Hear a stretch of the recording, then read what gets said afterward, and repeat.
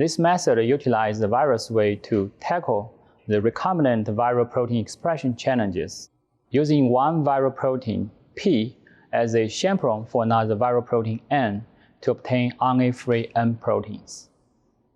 The RNA-free RSV N protein is obtained before assembling the virus-specific RNA into nucleocapsid in vitro.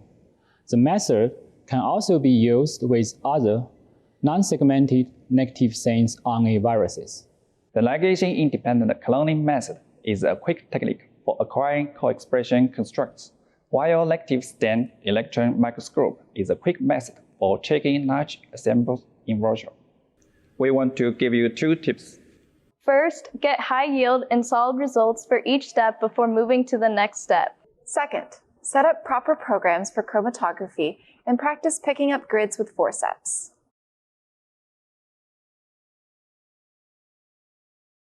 For bicistronic construction of the N and P co-expression, grow 4 1-liter cultures of E. coli BL21DE3 strain cells in LB medium at 37 degrees Celsius.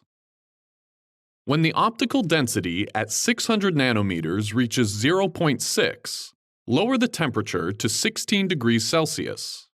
After 1 hour, induce protein expression by treatment with 0.5 millimolar IPTG overnight. The next morning, collect the cells by centrifugation and resuspend the pellets in 200 milliliters of lysis buffer. Lyse the cells by sonication.